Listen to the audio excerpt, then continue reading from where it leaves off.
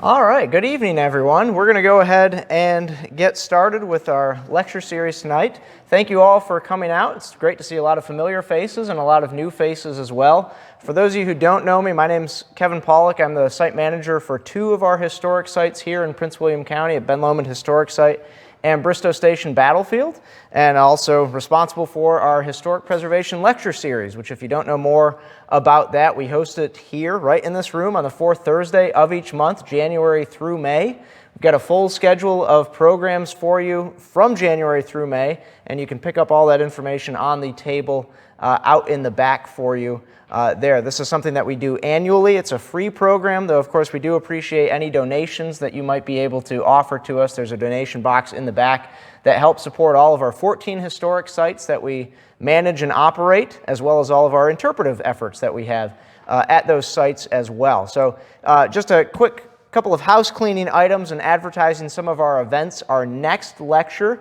will be on February 23rd. It's going to be with local historian and archaeologist Patrick O'Neill, and he's going to be looking at some of the work he did in locating the African American community called the Preserve, which is in the Bull Run Mountains, so the western end of Prince William County. So again, that's going to be right back here, 7 p.m. on February 23rd. We have plenty of other programs going on, one of them that will be right back here in the Old Manassas Courthouse. You still have over 2 months to get ready for it, so it's okay if you haven't planned for it yet, but on March 25th, we'll be hosting our 8th annual Prince William / Manassas History Symposium, and we have a whole list of speakers ranging from Civil War era topics to other topics related to Prince William and Manassas history, and again, you can pick up a flyer for that outside as well. While we're in a more formal lecture setting tonight, if you're into something a little bit more formal, you can join us on February 22nd at Tin Cannon Brewery in Gainesville, Virginia, where we'll be having our first 2023 Take a Sip of History program. It's a laid-back panel discussion. We open it up to the audience to ask questions, and you can grab a beer or two from the folks, the excellent folks at Tin Cannon if you're interested. And again, the topic is going to be all about George Washington. We'll have a panel of historians talking about Washington's life, ranging from the French and Indian War to his presidency and beyond. So that will be on February 22nd, starting at 6:30 p.m., also a free program with us. Now tonight, as you can see, we will have a lecture on a local story related to the American Civil War about Joseph Latimer, and that is presented to us by William Griffith, better known to us around Prince William County as Billy Griffith, because Billy used to work with us as a historic interpreter here in the county at both Brentsville Courthouse Historic Center and Bristow Station Battlefield Heritage Park. But currently, Billy serves as a full-time licensed battlefield guide at Gettysburg National Military Park, so he knows the topic that he's going to be presenting on tonight very well. Billy received his undergraduate degree in history from Shepherd University in 2014 and his MA in military history from Norwich University in 2018. He's the author of 2 books called The Battle of Lake George, England's First Triumph in the French and Indian War, and his second book was A Handsome Flogging, The Battle of Monmouth, June 28, 1778. So I'm going to turn it over to Billy, and please give him a warm Prince William County welcome for us. Thank you. All right, well, I want to thank everybody for coming out tonight. As Kevin did mention, one of the historic sites here in Prince William County that I did have the privilege of working at during my time spent down here was Brentsville Courthouse Historic Center. And I was licensed to guide at Gettysburg in 2018 before coming here to work. So I knew the story of Joseph Latimer, and then going to Brentsville, which was actually where just outside of he was born and raised, grew up and went to school in Brentsville.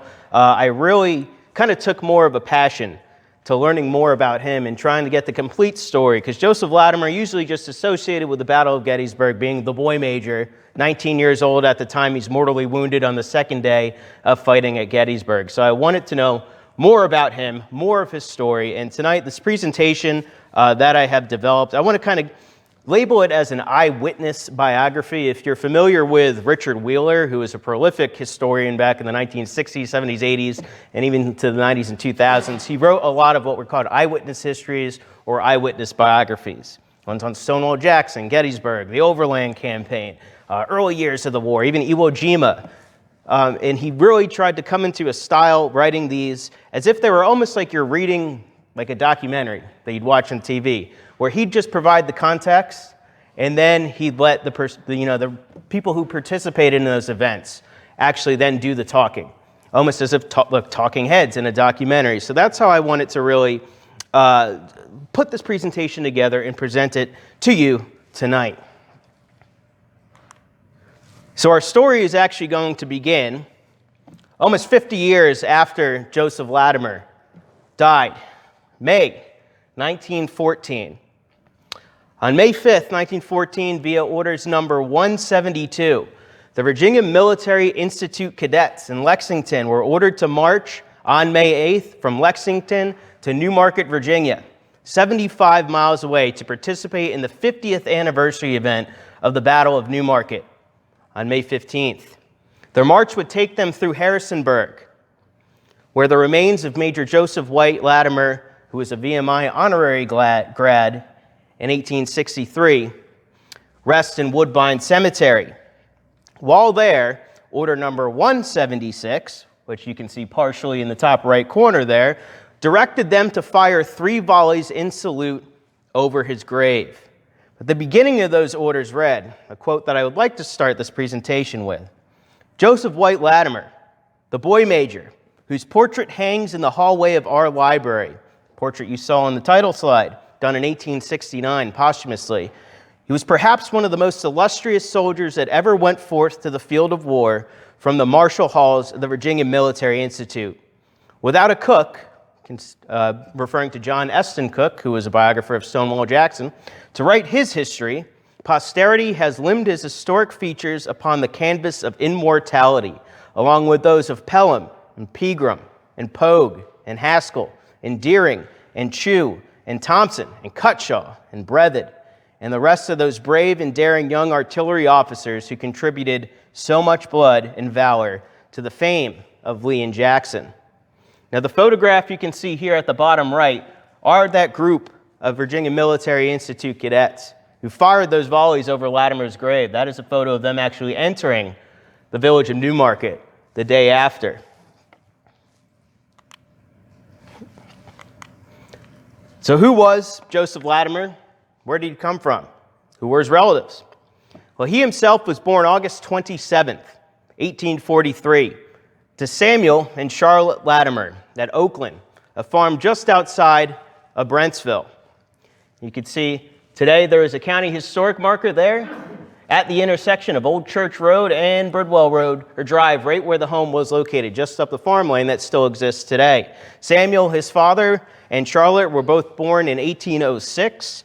Samuel was from Maryland, Charlotte from Virginia. Samuel came down here, they married, and then settled on a farm. He was the son of 7 children, he was one of 7 children. The first son that Charlotte and Samuel had was Edwin Walter, born in 1826. Edwin would end up graduating from the Columbia Medical School in Washington, D.C. He would actually have a medical practice in Brentsville prior to the Civil War, and he would become an assistant surgeon at Hospital Number 4 in Richmond during the war itself. Also Samuel Henry in 1828, Charles William in 1832, Cecilia Charlotte Catherine in 1833, and Rebecca Marjorie in 1835, Marcus Barron, 1839, and then in 1843, that is when our Joseph Latimer is born. There's also 3 siblings in the family who died in early childhood. So ultimately, the family had 10 children. But the Latimers owned, right there off of Old Church Road outside Brentsville, about 500 acres of farmland, and corn was their main crop. Joseph's father, Samuel, did pass away in 1851 at the age of 45, which left Charlotte to raise the family and oversee the farm. Growing up, Joseph, obviously, like any good middle-class to upper-class family here in Prince William, farming, is going to be working the farm and attended school here in Prince William County in Brentsville. And according to one source, he was, quote, known as a bright, light-hearted boy, popular with his schoolfellows and an excellent student, but he possessed withal the average boy's love of mischief and of playing tricks on his classmates. But Joseph wanted more than just a farm life here in Virginia. and his family's standing in the community is going to allow him to progress in his career. And one day he will eventually don the gray uniform of the Virginia Military Institute. The man who is going to essentially sponsor him and bring his name forward to the superintendent and the Board of Visitors is Commonwealth Attorney Eppa Hunton, who also has his home just down the road in Brentsville at the intersection of Old Church Road and Bristow Road. And we know this because Colonel Francis Smith, the superintendent there, is going to actually write to Hunton in June of 1859, just before the new session or semester is going to begin. And he's going to say, quote, "You were esteemed, favor received, and it will give me much pleasure to lay the testimonials of young Latimer before the Board of Visitors." So Latimer is going to begin his term here at the Virginia Military Institute in the summer of 1859.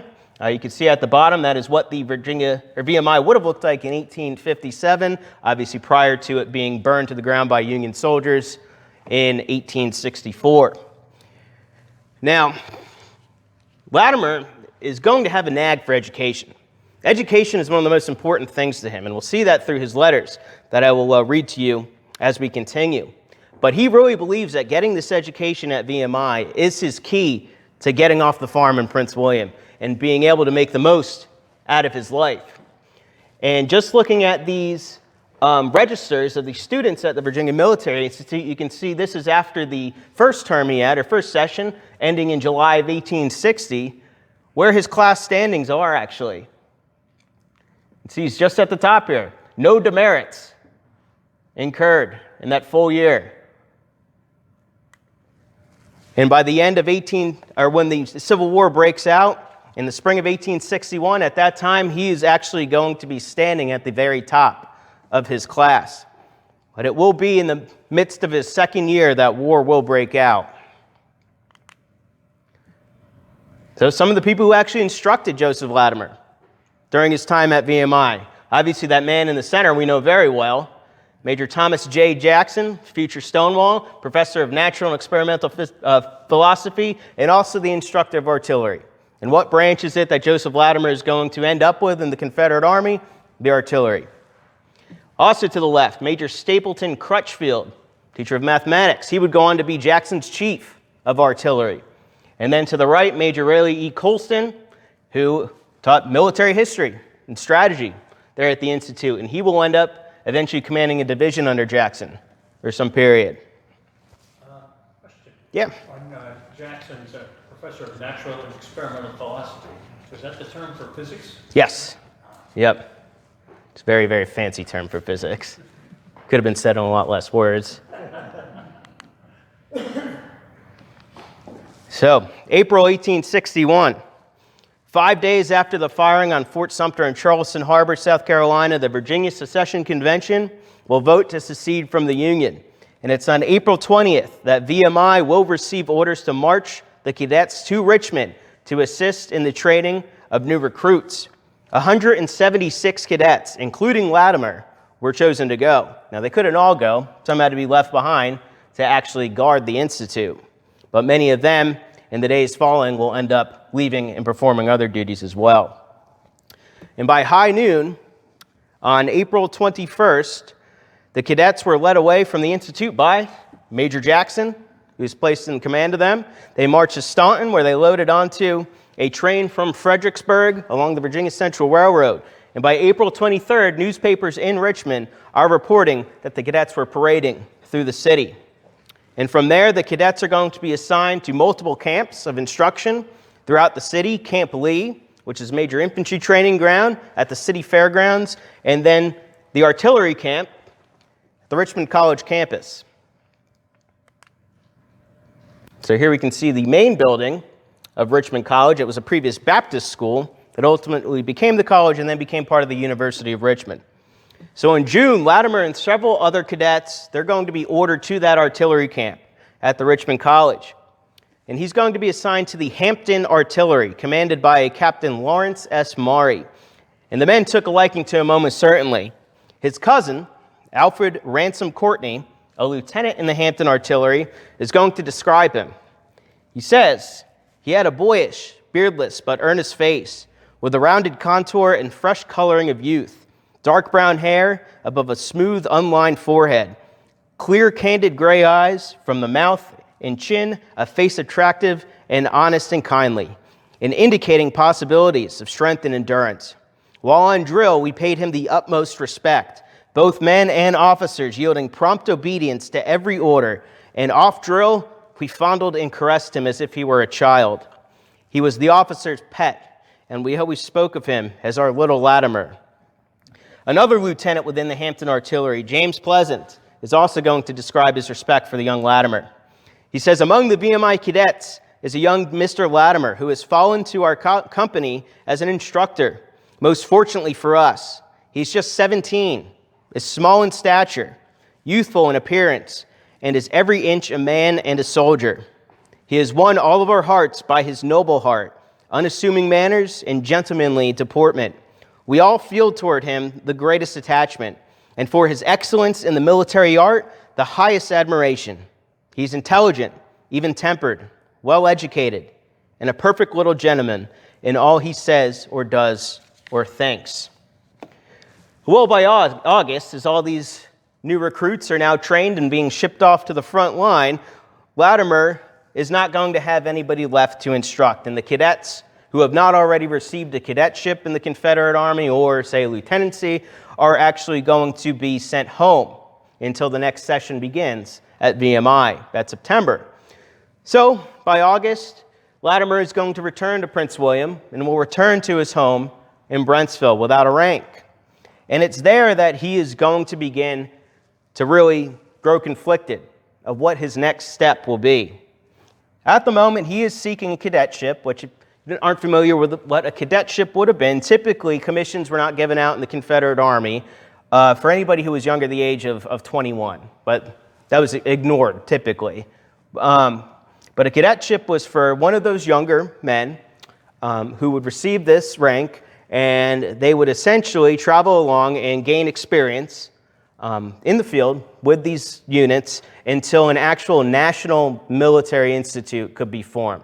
So for a Confederate military institute, just like West Point for the United States, so that could be formed where they could be sent to be trained further. Well, that never came about. So cadetships really did not really amount to anything. So Latimer, he's waiting for that cadetship. He's been writing to Richmond trying to receive it, but he's also thinking about returning to VMI. And at one point on August 5th, 1861, he is going to write to a Captain Polk there in Lexington.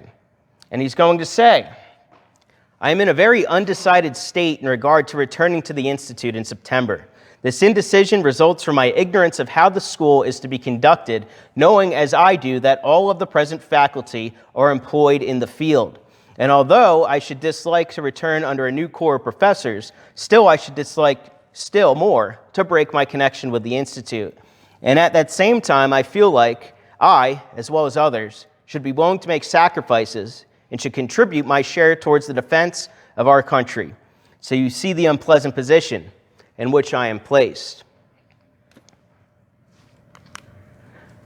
Well, the idle life is not one for Latimer at this point. He is eager to get back to Richmond and get back to the artillery and potentially either earn a cadetship still or a lieutenancy.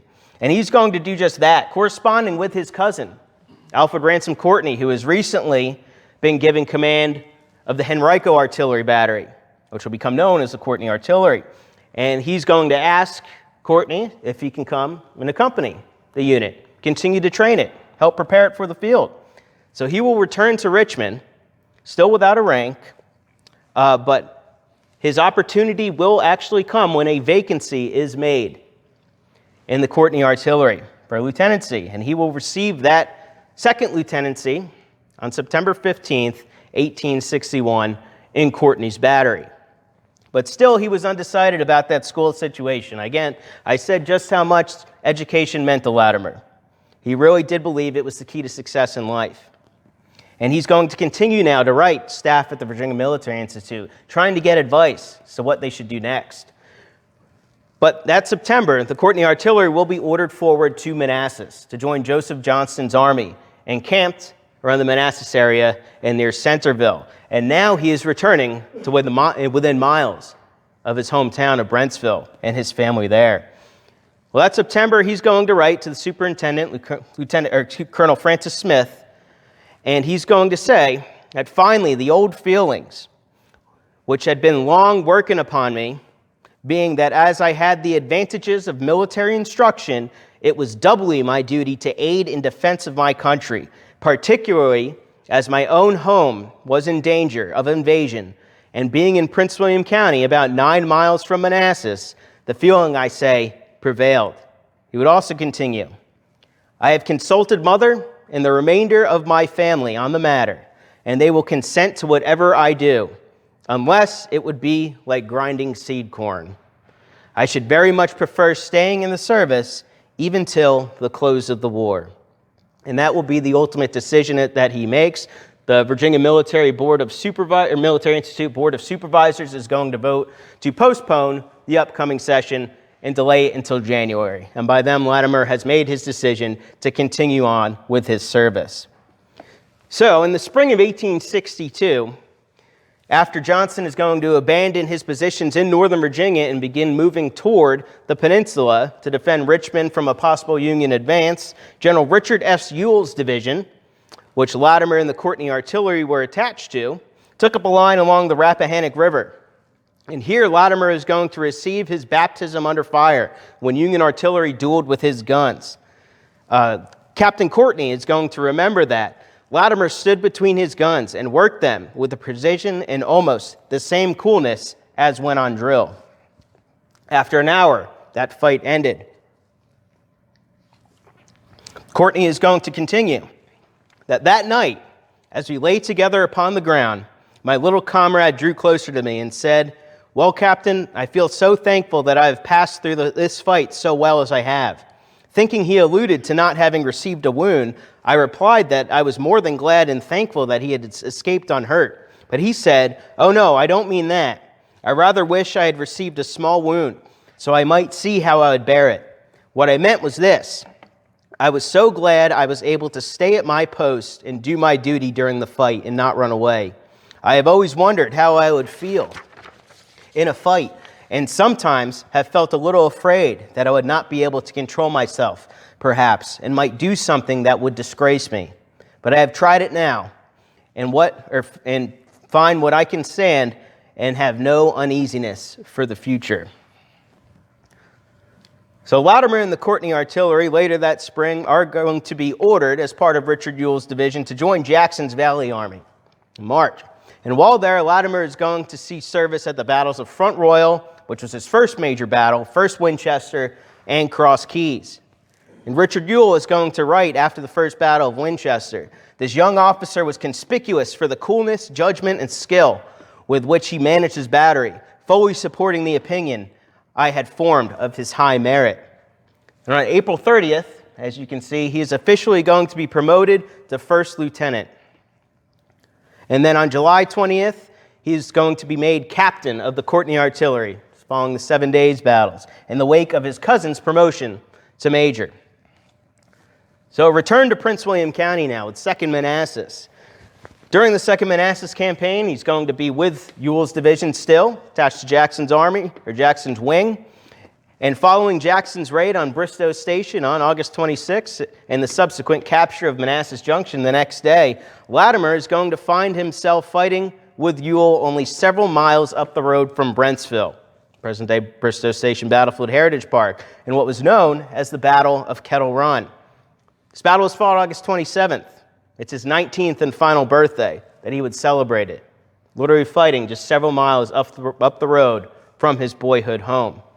And then on August 29th and August 30th, Latimer's guns encompassed a powerful artillery line that Jackson's chief of staff, former Virginia Military Institute professor Stapleton Crutchfield, established on the right end of the wing's position, not far from the deep cut. And the cannons, along with S.D. Lee's of Longstreet's corps, contributed greatly to the Confederate victory on the 30th. But following the 2nd Manassas campaign, Lee's army, seizing the initiative, carrying the momentum, is going to move north across the Potomac River into Maryland. And Latimer's battery, still with Ewell's division, but now commanded by Alexander Lawton, following Ewell's wounding at Bronner Farm, on August 28th, 2nd Manassas. They're going to follow Jackson to encircle the federal garrison at Harper's Ferry. And there on September 15th, the Confederate attack, which Latimer participated in directly, is going to send Union defenders rolling back into the town. The Courtney artillery, at one point, is going to be positioned firing right into the rear of Union troops on what was known as Bolivar Heights outside the village, or outside the town. 12,000 Union soldiers surrendered to Jackson. But the Courtney artillery is going to miss the Battle of Antietam, bloodiest day of the Civil War. It was left behind at Harper's Ferry to refit and rest. 2 of Latimer's 10-pounder Parrott rifles, whose vent pieces had been burned out in the action the day before, were exchanged for 2 3-inch rifles of the newly captured Union guns there. The battery arrived at Sharpsburg way late in the evening, but Latimer's cousin, Alfred Courtney, then commanding the battalion, he was actually court-martialed following the Maryland campaign for not rushing his command to the battlefield to assist Lee in time. Moving ahead now to the winter of 1862 at Fredericksburg, Latimer was placed in temporary command of the artillery battalion attached to Ewell's division, commanded there by Jubal Early. Ewell still has not recovered from his 2nd Manassas wound. And on December 13th, Latimer was ordered to move several pieces to the left end of Jackson's line in a forward and exposed position to repel Union attacks against the Confederate right. These last pieces, Jackson himself is going to write in his report, were admirably served, and those suffering severely from skirmishers and sharpshooters drove them back, and by the accuracy and rapidity of their fire inflicted a severe loss upon the enemy. Division commander within Jackson's wing, Ambrose Powell Hill, in his Fredericksburg report, his cannons there assisted Hill's men in repelling Union attacks. He's going to describe Latimer as a young veteran.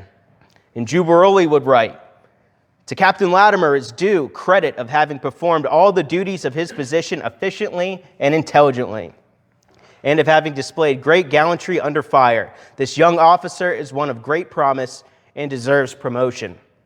Fredericksburg was definitely one of Latimer's finest hours in his young career. So it is during the winter of 62 to 1863 that Latimer's promotion is finally going to come, as Jubal Early had suggested. On February 11th, Army Chief of Artillery William Nelson Pendleton is going to pitch a plan to reorganize the artillery to include divisional battalions and reserve battalions for each corps. It was in this proposal that he brought forth Latimer's name to General Lee himself. He's going to say, "Captain J.W. Latimer, now commanding a battery in General Early's division, is highly recommended by Colonel Crutchfield and earnestly desired by Major R. Snowden Andrews," who we'll talk about more, "to be promoted and associated with him as the 2nd field officer in his newly organized battalion." He is from Virginia. So that spring, following the Chancellorsville campaign, a crushing victory for Robert E. Lee's army, but not a complete victory, which will lead him to cross the Potomac once more. Latimer sees service there again at the Battle of 2nd Fredericksburg at the head of the Courtney artillery once more. And he's finally going to receive this promotion to major on May 20th, becoming the youngest major in the Army of Northern Virginia.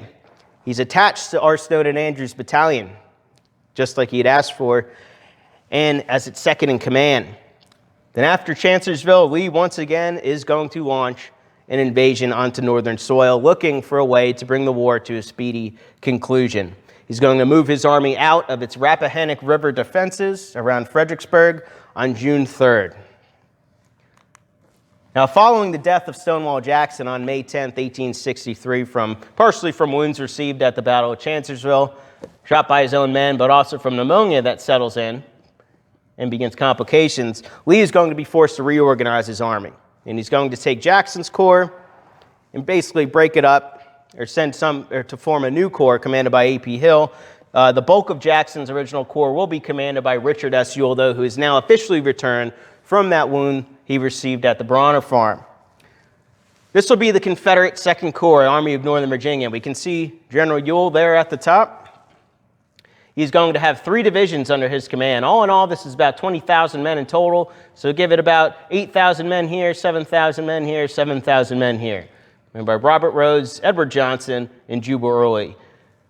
Each division is going to have 1 battalion of artillery, which is about 4 batteries, 4 guns each. So 16 guns here, 16 guns here, and then Latimer will ultimately be commanding the battalion under Edward Johnson. During the Gettysburg campaign, Ewell is going to advance towards Winchester, and there he is actually going to defeat a Union army, capture much needed supplies in the middle of June. But it's at that battle that Colonel Andrews is going to receive his second wound of the war, and he will be out of action for about a month or so, meaning he will not be commanding his battalion at Gettysburg. Latimer, being the second in command, is going to assume that rank and that duty. Now, kind of one of the unsung heroes of the Confederate Army, I'd say, especially the Army of Northern Virginia, is J. Thompson Brown, a very, very, very capable artillerist. His life will be cut short during the Battle of the Wilderness in 1864. So it is Thompson who will be in direct command of all of these battalions of artillery. And then during that reorganization in February, there will also be 2 battalions added as part of reserve artillery that could be used wherever they are needed. So here is the commands that Latimer will be in charge of. 4 batteries, total of 16 guns.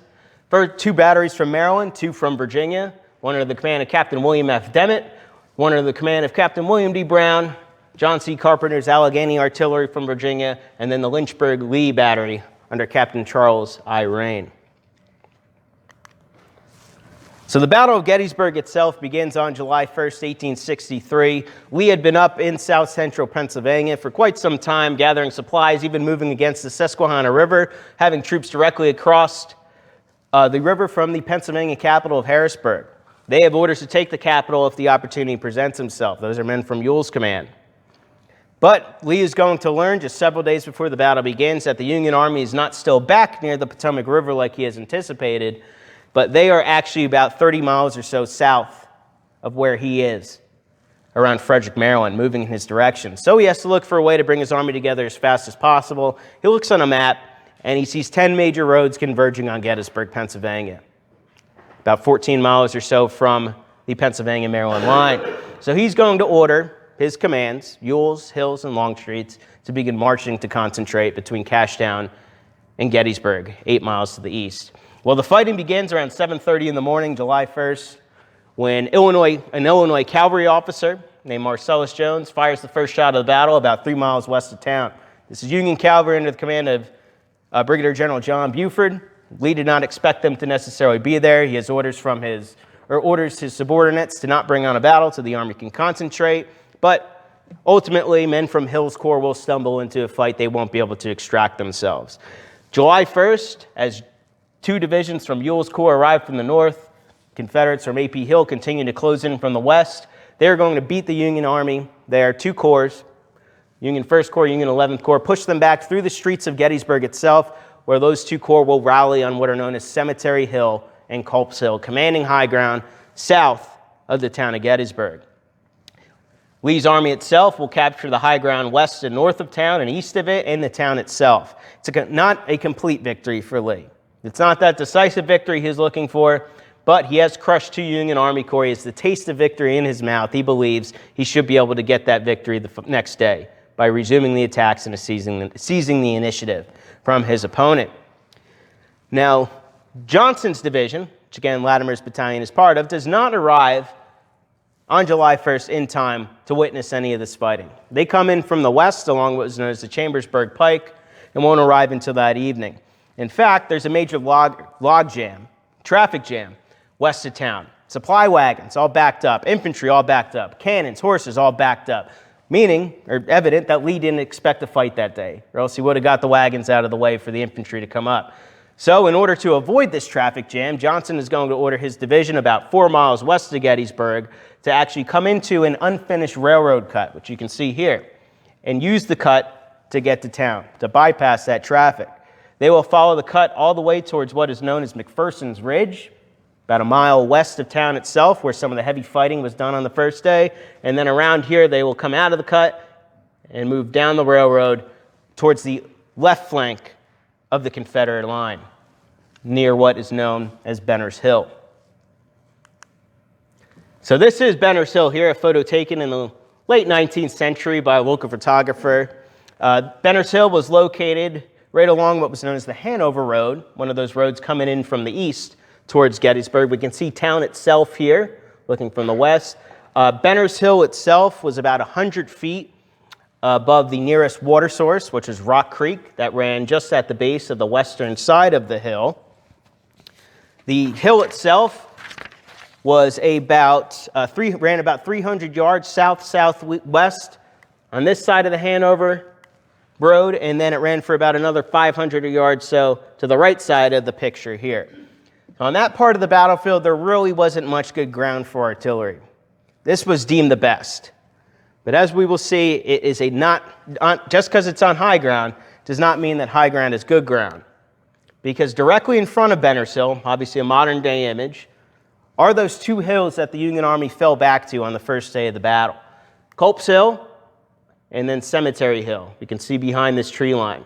At the time of the battle, there's no tree line here on this side of the hill. So you would have had a clear view of about 24 Union cannon there on East Cemetery Hill, and eventually about 4 cannon will be lugged to the top of wooded Culp's Hill here in order to rain shot and shell down on Benner's Hill. So being only 1,000 yards, 1,500 yards away, that is in kill zone for Union artillery. These weapons themselves, if it's a smoothbore gun, meaning no rifling on the inside of the barrel, can still be fired effectively a mile to a mile and a half.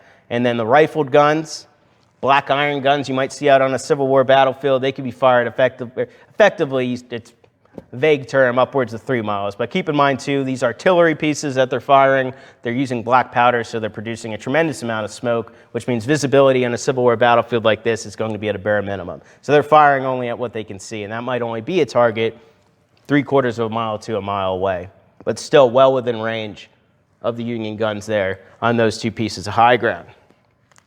Latimer, this is actually a view from the top of Culp's Hill looking towards Benner's Hill. You might be able to make out these little black dots there. Those are the cannon there in position to mark the position of Latimer's battalion today. So this is the east side of Benner's Hill. It was described as a saucer in many after-action reports. Almost says dip. This is where Latimer is going to park his battalion initially. Keep them out of view of Union artillery, keep them out of view of any artillery range. The hill itself is going to be scouted by multiple men of the Confederate Army to determine if it is actually or can be used successfully as an artillery platform. One of them is William Goldsborough of the 1st Maryland Infantry. He's a major. He's going to climb to the hill. He determines that it is not a great place. It is way too exposed. But Division Commander Edward Johnson, as well as Joseph Latimer, understand it is the only place on that part of the battlefield to place any cannon. Now, Lee's plan for that second day, where Latimer is going to play into this bigger picture. Lee's plans will be a focus roughly about 3 miles or so to the south of here. And what was at the left end of the Union line, places that are well known to many people who go to Gettysburg or read about Gettysburg today, Little Round Top, Devil's Den, the Wheat Field, Peach Orchard, Cemetery Ridge. That is where the main effort of the Confederate attack that day will be made on July 2nd. James Longstreet's 1st Corps, 2 of his divisions will be assaulting that end of the line, assisted by men from Hill's Corps. And then here on the right end of the Union line, or opposite the right end, where Ewell's men are, he's going to be tasked with launching a demonstration. Fake attack. Make it look like this is where the real attack is coming from, towards Culp's Hill and Cemetery Hill, to take attention away from where Longstreet is going to be operating. Now, part of that demonstration is going to include a bombardment of the Union guns on Cemetery Hill to try to silence them so they cannot participate in trying to defend against Longstreet and Hill's attack further down the line. So Latimer will be given that duty. And it's here that day, a lot of the men know that this probably is going to not turn out well for them. They recognize it is an exposed position, and they are going to be outgunned, nearly 2 to 1. One of General Ewell's staff officers, Campbell Brown, who also ends up being his stepson, he's going to write that the last time I ever saw young Latimer was on the afternoon of this day, before the fight began. Today he was in charge of a battalion of artillery, 16 guns. with captains under him who were 20 years his senior, liked by them and idolized by his own men and the infantry of his division as well.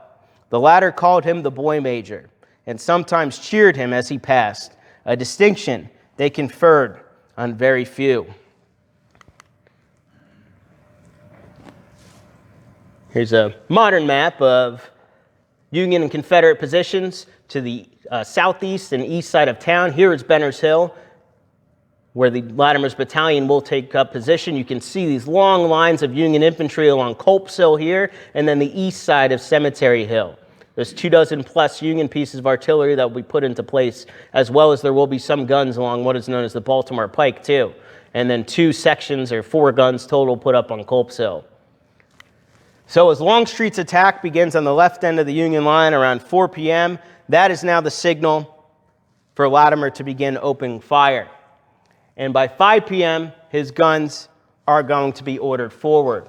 He's going to deploy 14 of them on the south side of the Hanover Road, which we can see here, fronting Culp's Hill and Cemetery Hill, and then 2 of his guns, big 20-pounder Parrots. These are very effective long-range guns. He's going to put them on the northern side of the road with 4 other 20-pound Parrots from the Rockbridge artillery that have been brought there to also position themselves on that hill. And immediately a hot artillery duel is going to ensue.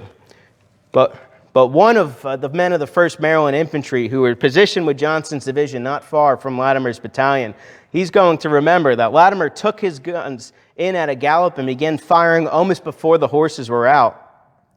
As this duel continues and the ground is being pummeled by shot and shell, horses are being killed, limbers are exploding, guns themselves are being taken out of commission. One member of William Brown's battery, 4th Chesapeake, he's going to say that Benner's Hill was simply a hell infernal. Our position was well calculated to drive confidence from the stoutest heart. We were directly opposed by some of the finest batteries in the regular service of the enemy, which batteries, moreover, held a position to which ours was but a molehill. Our shells ricocheted over them, whilst theirs plunged into the devoted battalion, carrying death and destruction everywhere. And another man, Robert Stiles, he's serving with Cable's artillery battalion in Longstreet's 1st Corps. He's going to be riding there, sending a message, and he says, "Never before or after did I see 15 or 20 guns in such a condition of wreck and destruction as this battalion was. Guns dismounted and disabled, carriages splintered and crushed, ammunition chests exploded, limbers upset, wounded horses plunging and kicking, dashing out the brains of men tangled in the harness, while cannoneers with pistols were crawling around through the wreck, shooting the struggling horses to save the lives of the wounded men." After about an hour of consistent firing, Latimer is going to realize that his position has become untenable, and he needs to pull his batteries off of that hill in order to save his command. And General Edward Johnson will receive that plea from him. He's going to say, "Major Latimer, having reported to me that the exhausted condition of his horses and men, together with the terrible fire of the enemy's artillery, rendered his position untenable, he was ordered to cease firing and withdraw all of his pieces excepting 4, which were left in position to cover the advance of my infantry." And that Confederate infantry is going to go forward. This demonstration has become a full-scale assault now against the Union Army's right flank. Ewell's men move forward against Culp's Hill around 7, and they also move forward against the guns on East Cemetery Hill as well, where there will be vicious fighting. But these 4 guns are going to be left at the southern end of Benner's Hill, fronting Culp's Hill. Latimer himself remains with those pieces, just so they could fire to support that advancing infantry. And it is here where a shell is going to explode above that will ultimately lead to a mortal wound. William Dement, commander of the 1st Maryland Battery, will be there with him. And he says, "I was with Major Latimer on the field of Gettysburg, assisted in taking him from under his horse, which was killed at the time he was wounded, and carried him from the field. His bearing during the day was most gallant, showing the greatest coolness and bravery under the most trying circumstances. While under his horse, he continued to give orders and seemed to think only of his command." Well, by nightfall, all of Latimer's guns, now under the command of Captain Charles Rains of the Lee Battery, had been pulled off of Benner's Hill. The battalion was minus 2 of those 20-pounders, which will actually participate in the big bombardment before Pickett's charge the next day. The rest were moved to the rear to refit and supply. Its losses had been great. All in all, 10 men in the battalion are killed, and 49 are going to be wounded. 30 horses had been killed as well. Well, after being carried off the field on Benner's Hill, Latimer is going to be taken just down the street on the Hanover Road to the Daniel Lady Farm, which still, as you can see, exists today. It's owned by the Gettysburg Battlefield Preservation Association. He is most likely going to be taken within this barn, which had a stone foundation, so it would have made it a fairly sturdy structure on the opposite crest of Benner's Hill, out of range of Union artillery and out of sight as well. It's used as Ewell's Second Corps Hospital. And it is there in that barn where he is going to have his mangled arm amputated. Now, trying to do research, one historian, well-known historian, Kent Masterson Brown, who recently wrote a book called Meet at Gettysburg, but also wrote a really good book called Lee's Retreat, that focused on the retreat of the Confederate Army, logistics and such from the Gettysburg battlefield. He wrote in his book that Edwin Latimer, the eldest brother who was a surgeon in Richmond, Hospital Number 4, came to Gettysburg and was the one who actually amputated his younger brother's arm.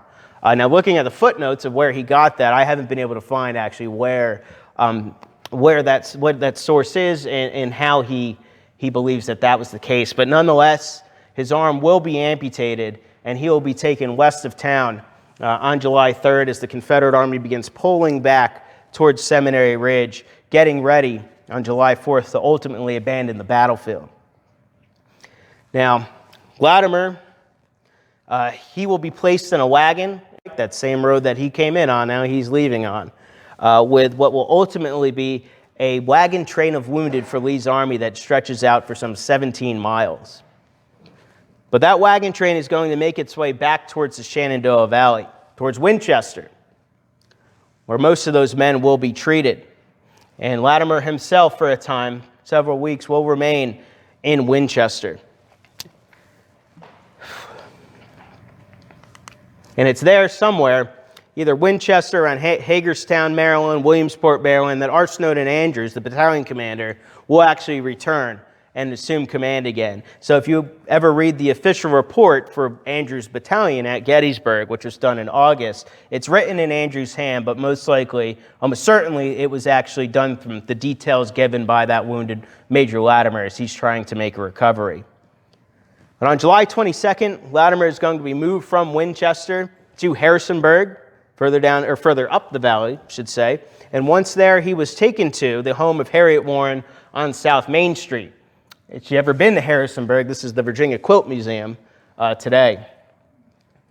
But there we know, from its compiled service records, from accounts left after, that Edwin Latimer, the surgeon, will actually arrive in Harrisonburg several days before his younger brother's death. And he attempts to treat him and stay by his side, but gangrene was setting in fast. Now, Edwin Latimer will be the only one of the family who will actually be able to make it to Harrisonburg in time. Latimer's mother, Charlotte, up here in Prince William, was informed, but her being in her late 50s at the time, and obviously the Union Army kind of being between them and Harrisonburg, it was very tough for her to make it to her dying son's side in time. Now, in a conversation at his brother's bedside, a day or two before Latimer ultimately dies, Joseph Latimer is going to say to his brother, "If I grow worse, I want you to tell me, for I have always told you that I was not afraid to die." And shortly afterwards, seeing that he appeared to be rapidly sinking, Dr. Latimer aroused him and said, "Joseph, do you know how ill you are?" "Yes," he replied, "I'm very ill." He was then asked if he was afraid to die. He says, "No." He says, "For my trust is in God." But on August 1st, just 26 days shy of his 20th birthday, Joseph Latimer does succumb to gangrene and die in the Warren House in Harrisonburg. His body was obviously not able to be transported back home at the time to Prince William, so he will be buried within the Woodbine Cemetery there in Harrisonburg. And for some of his peers, this death is going to come at a shock and great loss for them. Captain Dement is going to say the Confederacy has sustained a great loss in his early death. This battalion and officer whose place it will not be easy to supply. And the officers, a friend and commander, whose loss they deeply regret. And then J. Thompson Brown, who is Ewell's acting chief of artillery at Gettysburg, will say no greater loss could have befallen the artillery of this corps.